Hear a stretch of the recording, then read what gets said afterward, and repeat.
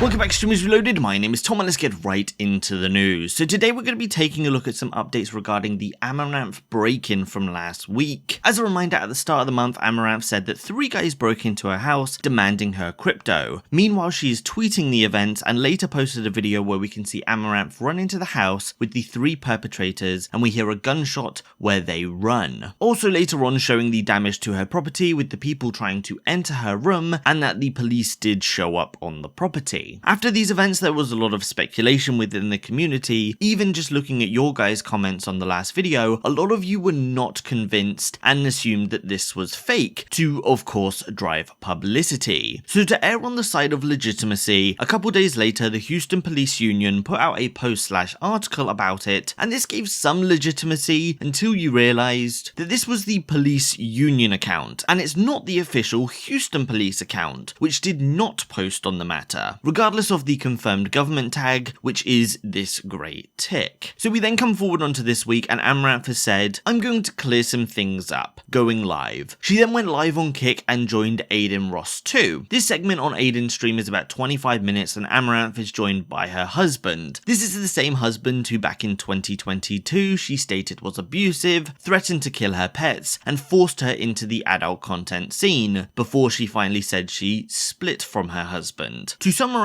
a fair bit, Amouranth says that on her house's plot, there are 2 buildings. It's most likely a house for living and a guest house that she uses for streaming. She said that she heard a banging in the house and she called her husband, who was in the other house. The perpetrators then shot her door down, pointing a gun at her and demanding her crypto. They were then hitting her with a gun each time she wouldn't comply. She says she has scars for this, but the only visible one is on her knuckle. You know, she doesn't have scars or whatever.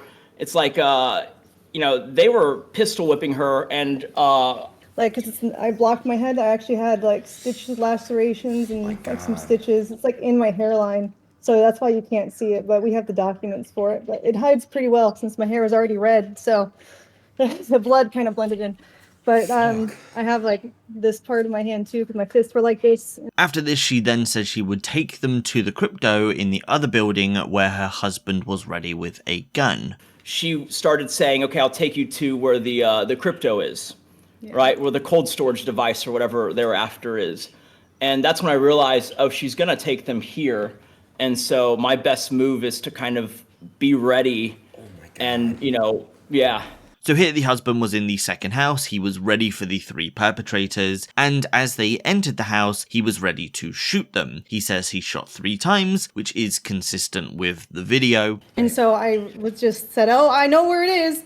Well, hold on, I'll take you there. You can have all of it. And so I was leading them. I went downstairs and I went out to the driveway and I just ran across to the lounge where he was. And I went up the stairs. There's like an L stairs, so they can't see him until they're already within line of sight. And he told me to get down. And so I like hugged the side of the wall, and he shot 3 bullets right past me, and shot the guys actually. Insane. And then they evacuated the property. This, however, is inconsistent with her own tweeting, where she says that she shot them. Now, since Amouranth says that she won't be releasing any more content around this event due to this ongoing investigation, this for some reason hasn't prevented Amouranth from sharing this content directly with Dexerto. So privately shared directly with Dexerto, we have 3 additional clips that are proof from Amouranth's side. The first clip shows blood on her driveway. Walking down, we see a few spurts throughout. The second clip comes from just after the police arrive, and it looks like some medics are leaving the property, where Amouranth has a bandage on her head. And then there is a video of the damaged fence where the perpetrators supposedly broke in from. There is then a last main video with a video from inside the house where the perpetrators shot the door down and threatened Amouranth, wanting her crypto. I will play this clip in full. It's not the nicest thing to hear, so if you want to skip forward about 40 seconds. Go!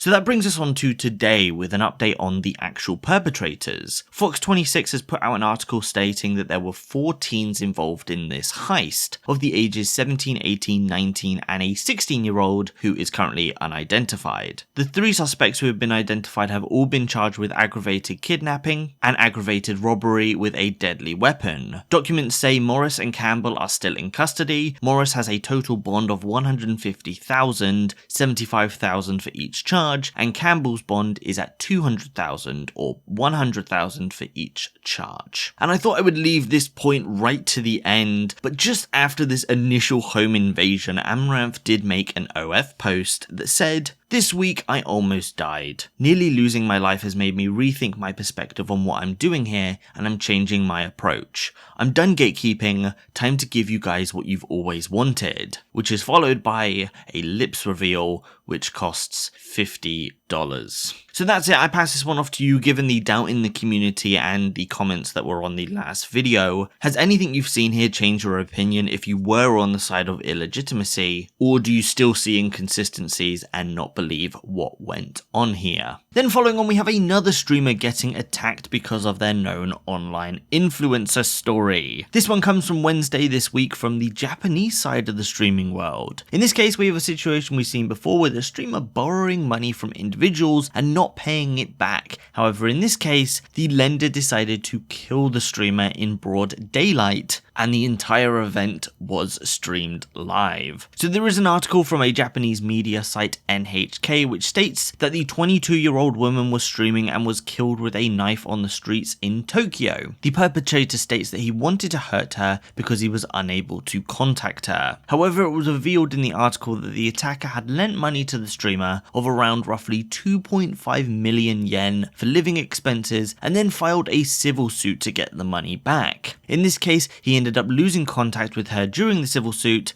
and as an outcome, he attacked her and killed her. There is then some tweets with translated conversions between them saying, "The rumor was that this person killed the streamer in this place did so because he blocked her after giving a tip is false. It seems that the victim had been pursuing him for money for a long time, and the case escalated to the point where she was demanding the return of loans." I believe that's a bad translation there, and it means he was demanding the return of loans. An acquaintance of the killer sent this to me, asking me to let people know that it wasn't a problem with tips. There are many screenshots of the messages between these two confirming this. These messages all come from line chat, where we can see on a few occasions the streamer asking this person for money. In one case asking for 20,000 yen, on another occasion asking and not being able to and apologizing for that. Then we had the streamer admitting to spending 100,000 yen on a bottle of champagne and then using it as a reason to borrow more money. This then leads into the attacker asking for his money back, and the streamer starts ignoring his messages, leading to this civil suit. From here, payback dates were created, but the streamer continues to make excuses and doesn't pay the money back. Also, lastly, the attacker here was also taking out loans to send money to this streamer, so that on top of everything doesn't help as well. So from here, during the civil suit, the attacker lost contact with the streamer, and so he decided to track her down, stream snipe her, and then attack her live on her stream. There are a few other articles explaining the damage the streamer received, where it says that she had wounds in her head, neck and abdomen, and was found unconscious before being rushed to the hospital, where she was then pronounced dead. There of course is a live stream of this event, but I'm not going to be showing that in this video. It is on Twitter. You don't really see much here, but at one point for a few seconds you do see a stream of blood. And with that being said, that is it for today's video. 2 pretty crazy stories from this week. And as always, leave your thoughts on everything covered in this video down below. So with all of that being said, I hope you all have a wonderful rest of your weekend, and I'll see you in the next one.